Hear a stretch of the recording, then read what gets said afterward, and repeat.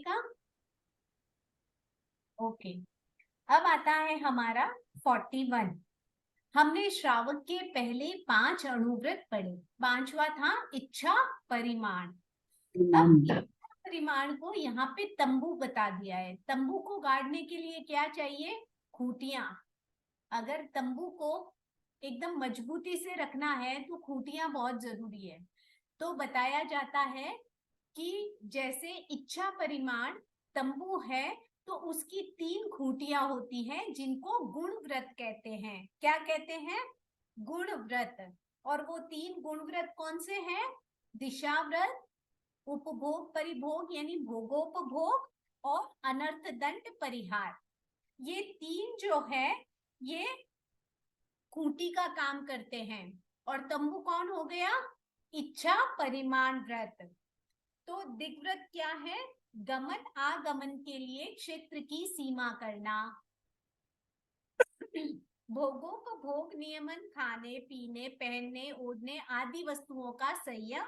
अनर्थ दंड, बिना प्रयोजन यानी अनर्थ हिंसा। एक होती है अर्थ हिंसा यानी जिसे हम आवश्यक हिंसा भी कहते हैं, और दूसरी होती है अनर्थ हिंसा, अनावश्यक हिंसा। उसका त्याग करना, असत्य आदि असत आचरण का परित्याग। ये सारे इन सबको क्या बोल दिया है? खूंटियां बता दी गई है।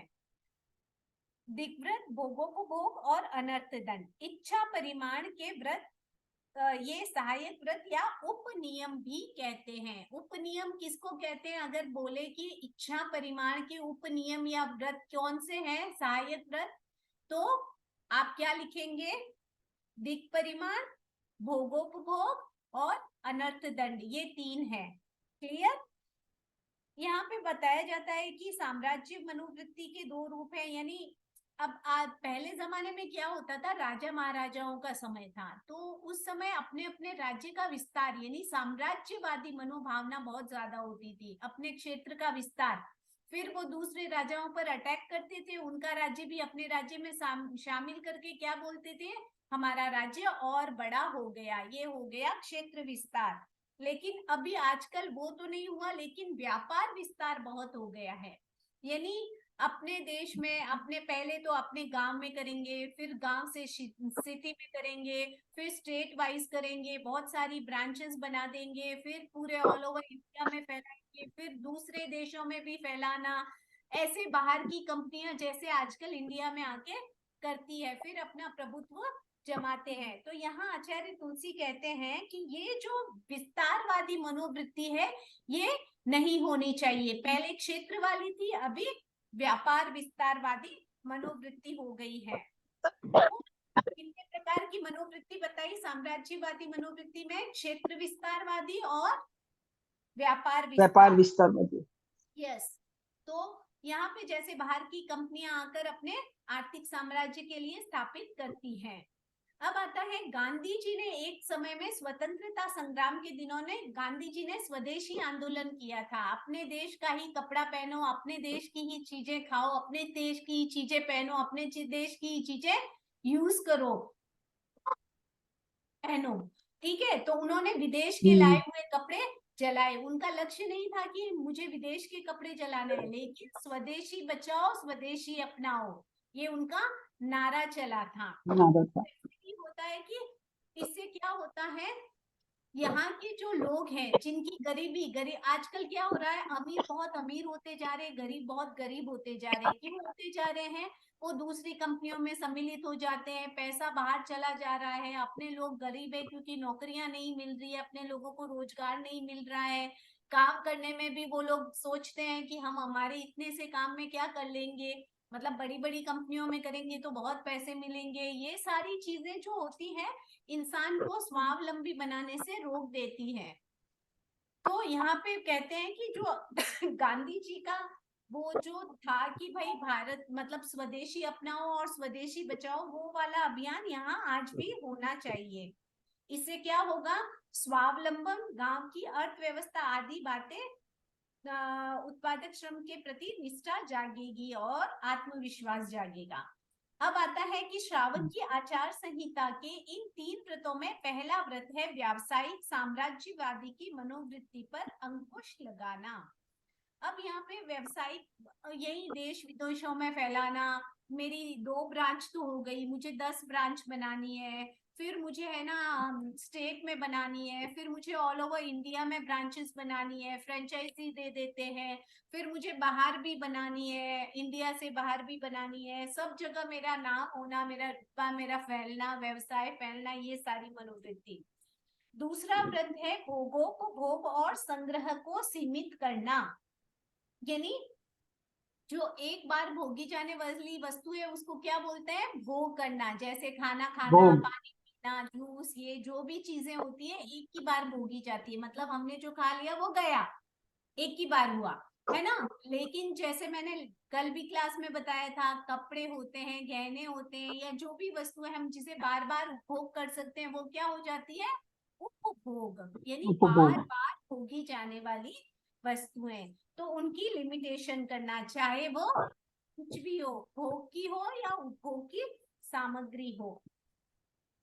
अब आता है तीसरा व्रत होता है बिना प्रयोजन अत्यधिक क्रूरता से होने वाली हिंसा पर रोक लगाना, यानी बिना प्रयोजन, कुछ भी मतलब नहीं है, बिना प्रयोजन। अभी हम क्या, एक तो मजबूरी होती है, जरूरत होती है, आवश्यकता होती है, तब हम कोई काम करते हैं तो वो करना पड़ता है। जैसे किसान है, खेती बाड़ी के बिना चलता नहीं है, तो उसमें जीवों की हिंसा तो हो रही है, लेकिन उसकी मजबूरी है कि उसको खेती बाड़ी करके अपना घर परिवार पेट चलाना है ना।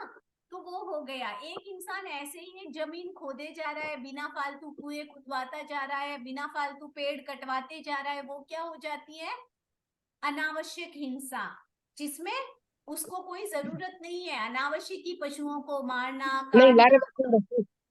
सॉरी,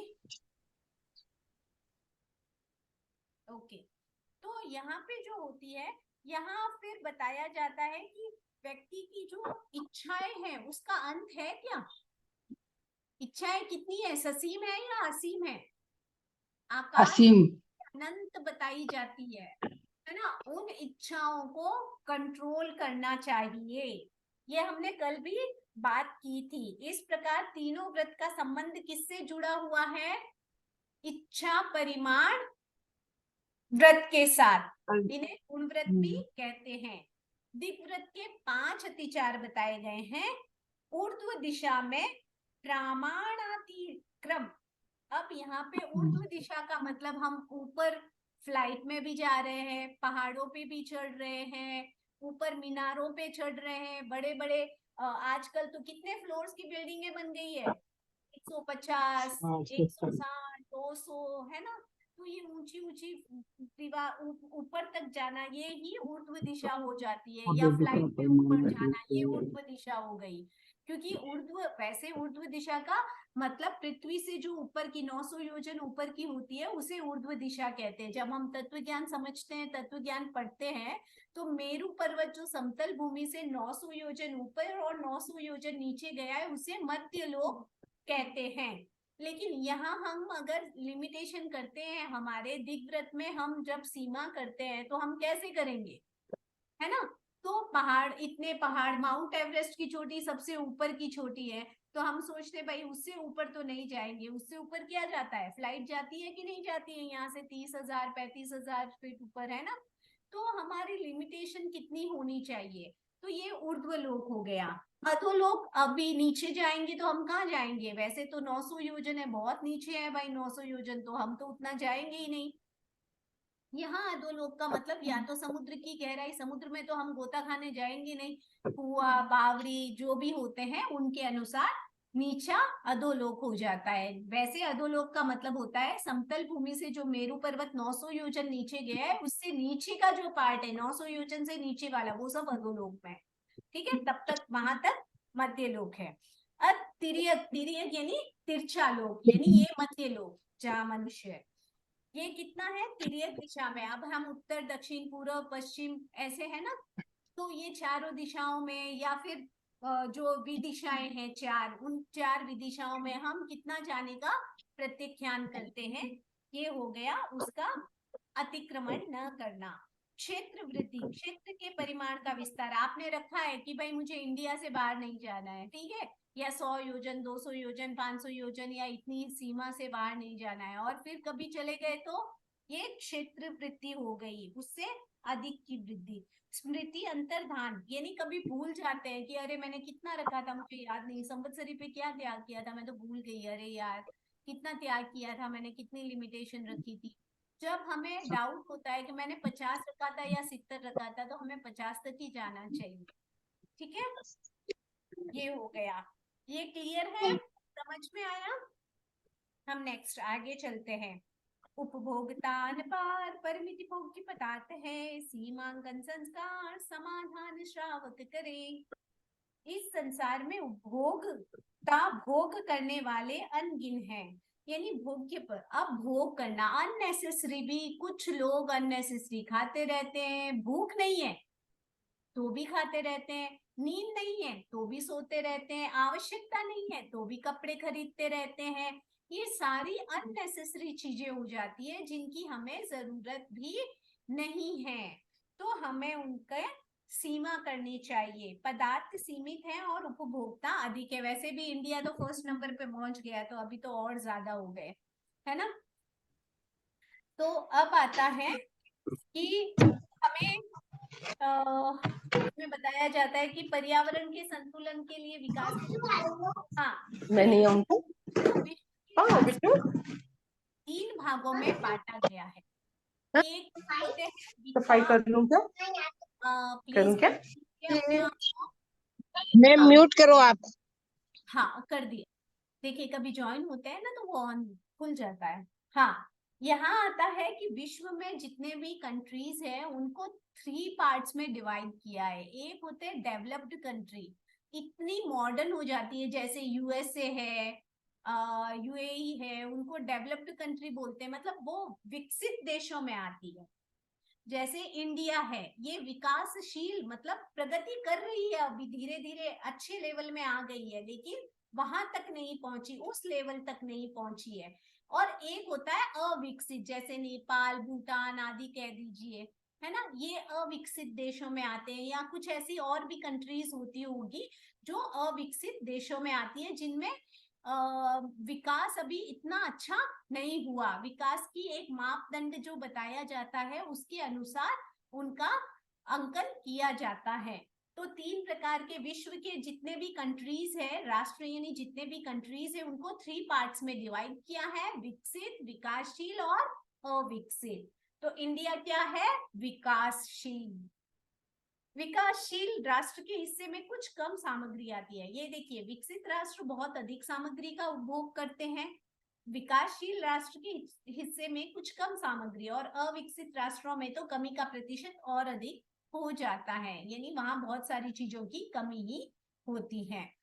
ठीक है, अब आता है कि पदार्थों की कमी के कारण प्रकृति का दोहन अधिक मात्रा में होता है।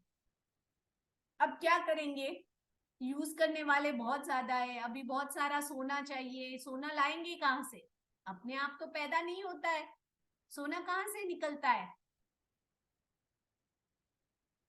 जमीन में से। यस ऑब्वियस, जमीन में से आ रहा है, तो क्या करेंगे वो लोग? जमीन में सामने ही पड़ा है क्या? नहीं, खोदना पड़ेगा। कितनी खुदाई होती है तब कहीं जाके वो सब निकलता है। कितने माइंस है? बहुत सारे माइनिंग करते होंगे, तब कहीं जाके सोना, चांदी, ये सारी धातुएं, ये सारे जो रसायन है, ये सारी चीजें निकलती है। तो वो क्या करते हैं फिर? खुदाई करते हैं, और खुदाई करने से क्या हो जाता है? प्रकृति का दोहन हुआ ना। अभी यहाँ पे पेड़ों को काटना, बहुत बहुत अभी पेपर्स चाहिए, है ना। आप कहीं पे भी चले जाइए, इवन बाथरूम में जाएंगे, अभी कहीं पे भी जाइए, वहां पे पेपर, यहाँ टॉयलेट पेपर यूज कीजिए, यहाँ टिश्यू पेपर यूज कीजिए, यहाँ हैंड पेपर यूज कीजिए, यहाँ ये पेपर यूज कीजिए, यहाँ ये पेपर यूज कीजिए। लेकिन पेपर्स किससे बनता है? पेड़ से, है ना। कितने पेड़ों को काटे जाए तो कितने टन पेपर बनता है? बहुत लिमिटेशन। लेकिन कितने पेड़ों को, अब पेड़ों को काटने से क्या होता है? बहुत तेज बारिश आ गई तो वो पेड़, तो वो मिट्टी है, वो पेड़ है, तो वो बारिश को रोक पाते, उन पानी को बहुत ज्यादा फ्लो होने से रोकते, नहीं तो क्या होता है? एकदम से फ्लड आ जाता है, यानी बाढ़ आने की संभावना। तो ये सारी क्यों हो रही है? अप्राकृतिक घटनाएं क्यों हो रही है? क्योंकि हम प्रकृति के साथ खिलवाड़ कर रहे हैं। तो यहाँ पे बताया है पदार्थों के भोग की ही नहीं, प्रकृति के दोहन की भी सीमा आवश्यक है। यानी प्रकृति की भी छेड़छाड़ कम कीजिए। दोहन यानी उनमें से चीजें निकालते जाना। प्रकृति का दोहन असीमित होगा तो पदार्थ और अधिक सिकुड़ जाएंगे। फिर परिस्थिति आपाधापी की मनोवृत्ति को सहारा देने वाली है। ठीक है, अब यहाँ आता है इस दृष्टि से उपभोग परिभोग परिमाण व्रत बहुत महत्वपूर्ण माना जाता है।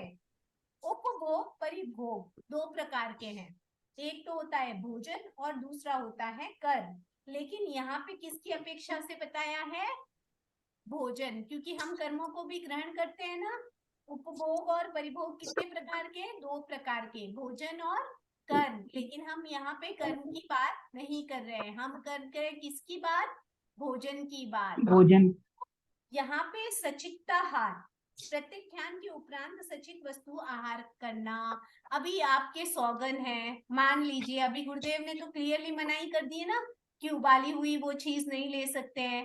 आपको प्रॉपरली या तो फ्राई करनी, कढ़ाई में डाल के करना ही है। जैसे पहले क्या करते थे, पानी उबल रहा है उसमें अनार डाल दी और हाथों हाथ निकाल ली, बस वो अछित हो गया।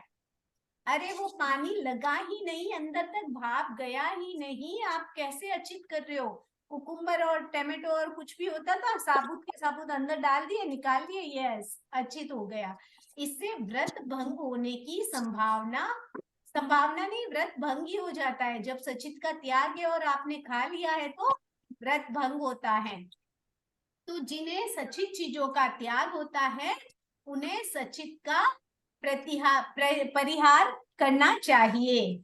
ठीक है, लेकिन ये भी एक अतिचार है। अगर हमें पता है कि ये पूरा पका नहीं है, मान लीजिए डाउट भी है कि हुआ कि नहीं हुआ, तब भी हमें थोड़ा एक्स्ट्रा पका के खा लेना चाहिए, लेकिन डाउट में रह के नहीं लेना चाहिए उसका यूज। जैसे पानी में चूना डाला, हम पक्का पानी किससे करते हैं? हम धोवन पानी नहीं पीते, हम पक्का पानी पीते हैं ना, चूना डाल के या राख डाल के, जो भी है।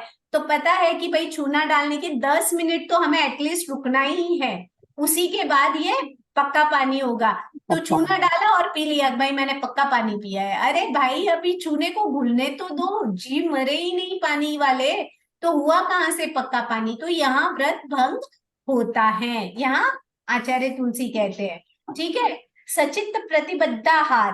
अब यहाँ प्रत्येक ज्ञान के ऊपर अब सचित प्रतिबद्धाहार मतलब वैसे जैसे अभी चटनी बनाई आपने, धनिए की चटनी है या जो भी चटनी बनाते हैं, कोई भी पत्ती भाजी की जो भी चटनी या कुछ बनाते हैं, जब तक वो बनाई इमीडिएटली खा ली, अब पता नहीं उसमें हो सकता है पत्ती रह गई हो, है ना, तो क्या होगा? त्याग टूट गया ना, त्याग तो टूट गया। तो वैसे ही जैसे पक्का पानी वाला है या ये वाली चीज है, ये सारी चीजें ध्यान रखने की है। जैसे अभी कोई पेड़ से तत्काल गोंद निकालते हैं तो वो तो कच्चा होता है ना, अभी तो सचित है। जो पेड़ से तत्काल गोंद निकालते हैं वो भी सचित कहलाता है, वो सूखने पर ही अचित होता है। याद रखिएगा, जिनके सचित का परित्याग और होता है ना, जैसे चटनी बनाई, पहले तो क्या करते थे, चटनी को घी में फ्राई करते थे अच्छे से, फिर लेते थे, लेते ही नहीं थे। आजकल तो बोलते हैं कि नहीं ये हो गया हो गया, पत्ती अंदर रह जाए तो सचित मानते, इतनी सी भी पत्ती रह जाए तो वो सचित मानते हैं। लेकिन आजकल तो क्या है, नहीं ये हो गया बोलते हैं ना, इसलिए पहले और अंतिम तीर्थंकर के समय 5 महाव्रत क्यों पालते हैं? क्योंकि प्रथम तीर्थंकर वाले साधु और श्रावक कैसे थे? अति ऋजु थे। बस भगवान ने कहा हमने सुन लिया, उनको दिमाग लगाते ही नहीं थे। और अपने लोग इतना दिमाग लगाते हैं कि गली और किवाड़ निकालने में एक्सपर्ट होते हैं। उन्होंने तो ये बोला था, ये थोड़ी ना बोला था, ये तो हो ही सकता है। तो इन दोनों में क्या अंतर है, सचितार और सचित प्रतिबद्धार सचित का कोई होता है एग्जांपल देके बता सकते हैं? त्याग है नॉर्मली, जो सचित का त्याग है और आपने सचित खा ली तो वो होता है सचित। सचित प्रतिबद्धाहार मतलब कुछ चीजें ऐसी है जिनको अचित होने में बहुत समय लगता है।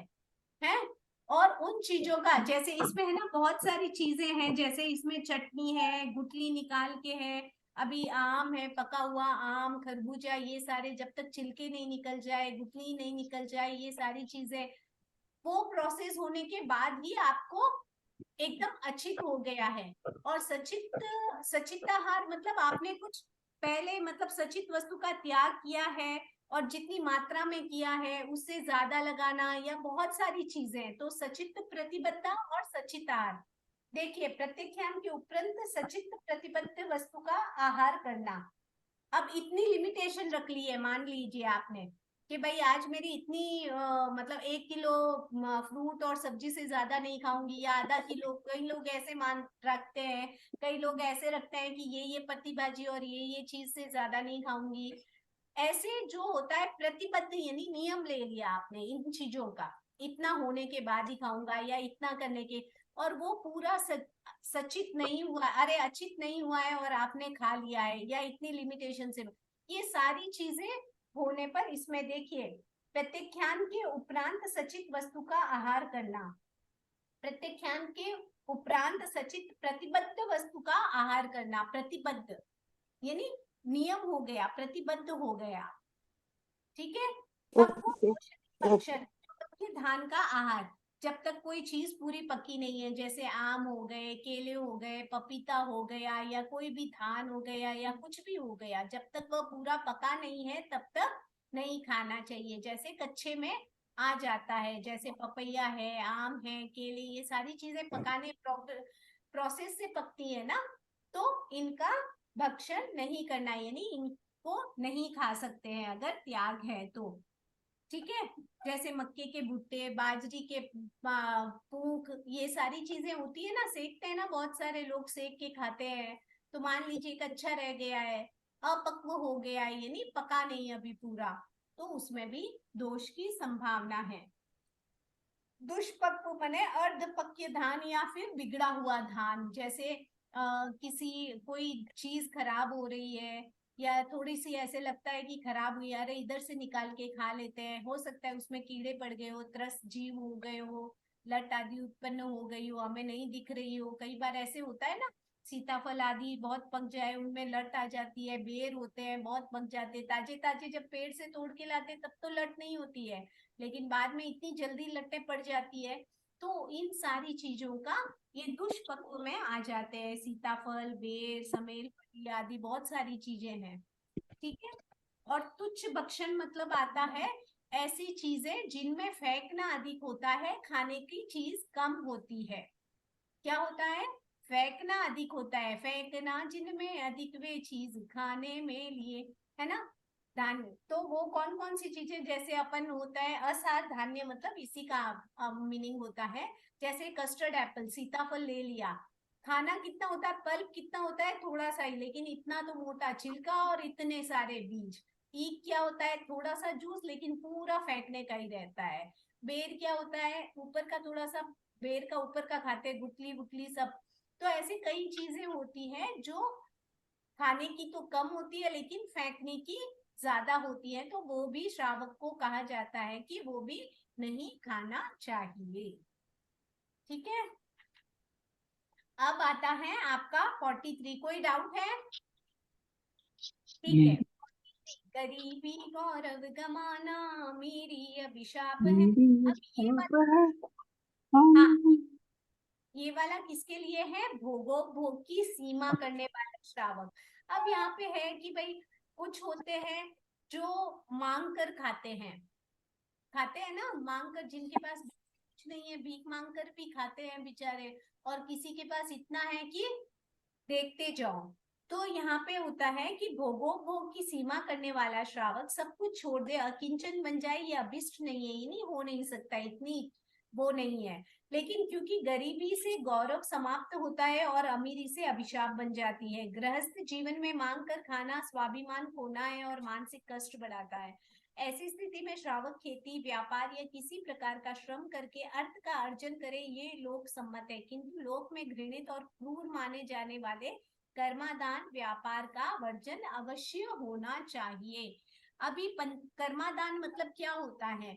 जिसमें बहुत ज्यादा हिंसा होती है, बहुत घोर हिंसा होती है, उन्हें कर्मादान कहा है। कितने प्रकार के कर्मादान है प्रतिक्रमण में, आप लोगों को पढ़ा है? 15। 15 कर्मादान याद है आप लोगों को? बना अंगारे किया आरंभ तेजस गायका, काट कर जंगल किया विस्तार निज व्यवसाय का, शकट फाटक स्फोट कर्मक और हाथी दांत का, लाकर ऋषिकेश का। लाकर विकसित वाणिज्य जो बहुबात का, हाँ, यंत्र पीलन कर्म कर्म निर्लाछन निर्लाछन करण करण में लिप्तता में लगा लिप्तता नावानल का बना। दावा नल बनों में की यहाँ अगर मैंने कथा। हाँ, तो यहाँ पे ये ध्यान रखना है कि कितने तरह के कर्मादान बताए हैं। तो 15 कर्मादान जो कम से कम जो श्रावक है, व्रती श्रावक है, व्रती श्रावक हो न हो जैनी है, तो उन जैनियों को इन 15 कर्मादानों से बचना चाहिए, यानी इसका व्यापार नहीं करना चाहिए। तो क्या होता है यहाँ पे बताया है, यहाँ पे उनका नाम तो नहीं बताया है, नाम तो आप लोगों को सबको पता है ना। अंगारा मतलब क्या होता है, जिसमें अग्निकाय के जीवों की बहुत हिंसा होने की संभावना होती है, जैसे कोयला बनाकर बेचना, कुम्हार, सुनार, हलवाई, भड़बुंजे वाले, ये सब जिनके होते हैं ना, बहुत बहुत ज्यादा, ये मील बड़ी बड़ी मीलें जिसमें बहुत अग्नि का यूज होता है, ये सारी चीजें।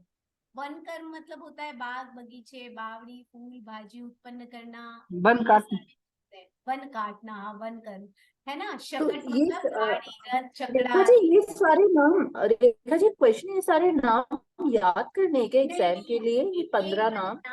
नाम नहीं आएंगे आपके, मैंने अभी भी बताया आपको कि नाम नहीं आएंगे आपकी, इसके बुक में है ही नहीं, मैं तो ऐसे ही बता रही हूँ जो है आपको बुक में है।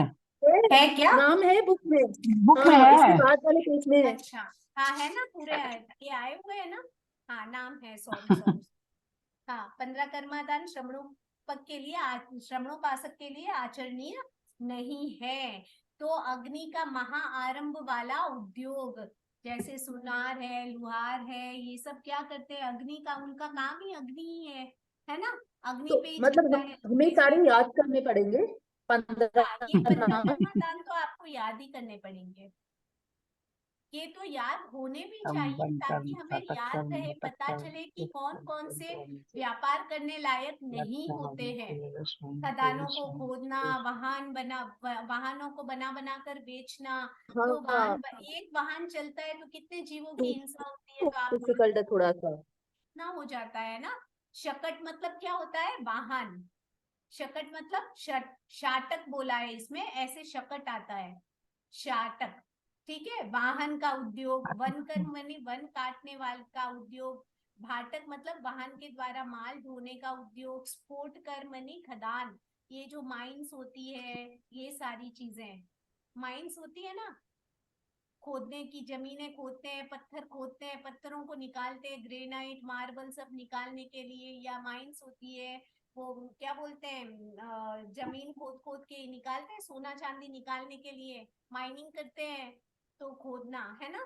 तो ये सारे खदान जो खनिज से निकालते हैं, ये सब। दंत वाणिज्य यानी हाथी दांत का व्यापार, लाक्षा वाणिज्य यानी लाख का व्यापार, रस वाणिज्य शराब आदि का, विष वाणिज्य विष का व्यापार। आजकल तो इतना, अभी थोड़े दिन पहले न्यूज में आया, कोबरा के ऐसी पार्टीज चलती है जिनमें कोबरा सांप होते हैं ना, उनके जहर को ला ला के बेच रहे हैं और लोग उसका सेवन कर रहे हैं। देखो, अभी तो सांप भी डरेंगे हमसे, जहरीले तो मनुष्य हो गए हमारा रस पी पी के, विष पी पी के, इतना ज्यादा चल रहा है। तो विष का व्यापार, केश यानी भेड़ आदि के पालन का व्यवसाय, क्योंकि उनके बाल हमेशा निकालते रहते हैं, पशु पक्षियों के बालों को बेचना करना, ये सारे। और यंत्र पीलन यानी, यंत्र पीलन मतलब कोलू, घानी आदि चलती थी ना पहले, आजकल आज भी चलती है शायद, महाराष्ट्र साइड में वो बैलों को बांध देते हैं और वो गन्ने का जूस निकालते हैं ना, मैंने कई जगह हाँ, तेल निकालते थे। हाँ, हाँ, तेल मैंने निकालते मैं अभी थे। भी निकाल। भी निकालते हैं, गन्ने का जूस और भी निकालते हैं, घानी पीलते हैं ना बैलों को घुमा घुमा के चकड़े में। हाँ, ये यंत्र पीलन होता है, कोलू कोलू चलाने का उद्योग। निर्लांचन कर्म मतलब बैल आदि को नपुंसक बना देना, गाय बैल भैंस आदि को नपुंसक बना देना कि ये नहीं भागे इधर उधर, या ये नहीं हो ऐसे।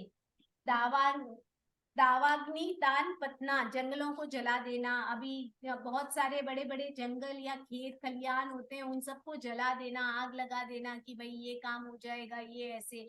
तो ये सारे श्रावक के लिए अकरणीय है। सरद्रह तड़ाग शोषण, जलाशयों को सुखाना, तालाब बावड़ी आदि आती है तो बोले हमारे ये बीच में आ रही है, यहाँ प्रोजेक्ट नहीं बनेगा, तो उन सबको या तो मिट्टी विट्टी डाल के उनको बंद कर देते हैं या उनको सुखा देते हैं, उनमें से पानी खाली कर देते हैं। अतिसत जन पोषण, मुर्गी पालन, हिंसा प्राणियों का पोषण, हिंस प्राणियों का पोषण करना। असत्य जन पोषण, अब यहाँ पे ये वही होता है, ये सेम चीज है जैसे बिल्ली को पालते हैं कि बहुत सारे चूहे हो गए तो बिल्ली को पाल लो, तो क्या करेगी बिल्ली, चूहों को खा जाएगी, तो ये सब दोष लगता है ना। तो ये सारे कितने दोष बता दिए, 15 कर्मादान बताए हुए हैं। अब यहाँ पे पहले के पेज में वापस देखिए, यहाँ बताया गया है श्रावकों के लिए 2 प्रकार के कर्मादान है, कारखाने वर्जित माने गए हैं, लोक ग्रहित और क्रूर, यानी जिससे लोक घृणा करता है, जैसे पशुओं को मारना, है ना, ये लोक घृणित कार्य होते हैं। लोक घृणित कार्य कौन कौन से होते हैं, एक तो पशुओं को मांस का निर्यात और कत्ल खाने आदि के व्यवसाय, ये जो है ये लोक घृणित माने गए हैं। और कर्मचारियों का शोषण, पशु पक्षियों का निर्दयता पूर्ण व्यवहार करना, ये क्रूरता के उदाहरण है। जैसे मुर्गी का पालन करना, अंडे के लिए अंडा होते ही ले जाना या ऐसे करना, उसको मार देना, ये सारे बहुत घृणित कार्य और क्रूर कार्य हो जाते हैं। तो ये आप याद रखिएगा, श्रावक के लिए 2 प्रकार के कर्मादान, कारखाने वर्जित माने गए हैं, कौन कौन से, लोकग्राहित, लोकग्रहित और क्रूर, मांस का निर्यात, कत्ल खाना आदि व्यवसाय लोक घृणित माने गए हैं, और कर्मचारियों का शोषण और पशु पक्षियों का निर्दयतापूर्वक व्यवहार, ये क्रूरता है।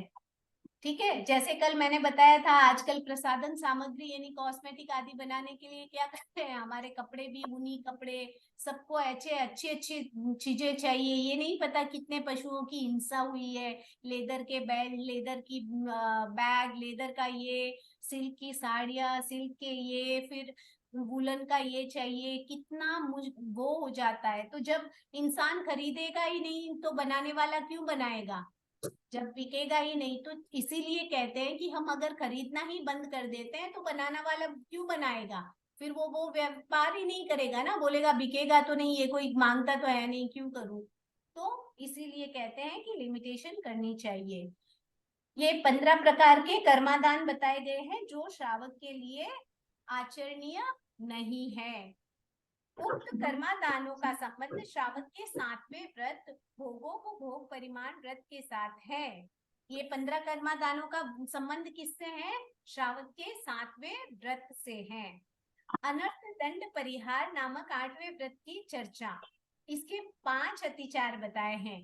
कंदर्प, काम को उत्तेजना देने वाली क्रिया। अब यहाँ पे क्या आता है, जैसे ये जो कंदर्प है, यहाँ पे आता है कि जैसे स्त्रियों के सम्मुख हाव भाव करना, विलास, खान पान, श्रृंगार, भोगोपभोग, गमन, हंसी, क्रोध, ये सारी चीजें जो मतलब काम विकार को उत्पन्न करने वाली होती है, उसे कंदर्प कहा गया है। ठीक है, काम को उत्तेजित करने वाली चेष्टाएं करना, भांड की भांति चेष्टा करना, हसोड़ प्रवृत्ति।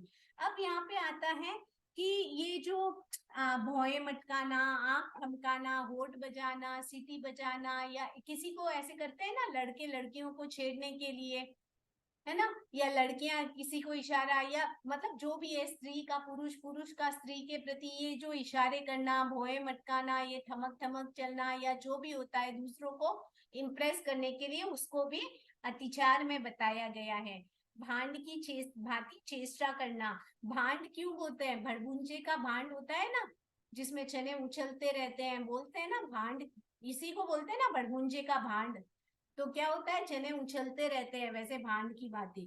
तो यहाँ पे बताता है ये सब नहीं करना चाहिए। भौएं मटकाना, आंख थमकाना, होठ बजाना, नासिका मोड़ना, उबासी लेना, ऐसे स्टाइल करना लोगों के सामने, खुद को दिखाने के लिए, अट्रैक्ट करने के लिए, भले लड़का हो या लड़की हो, ये सारी चेष्टाएं वर्जित मानी गई है, मतलब आचरणीय नहीं है। मोखार्य यानी वाचालता, मतलब इतना ज्यादा बोलना किसी का नुकसान हो जाए, गलत हो जाए, या कुछ बात बिगड़ जाती है, झगड़ा कलह होने का संदेश, इसे मोखार्य बोला जाता है। मोखार्य मतलब वाचालता, बहुत अधिक बोलना, इतना बोलना कि बात ही बिगड़ जाए या फिर झगड़े फसाद तक पहुंच जाए या ऐसे किसी का नुकसान हो, ये सब नहीं करना चाहिए। संयुक्ताधिकरण, शास्त्रों के पुर्जे तैयार करना, उनके संयोजन करना।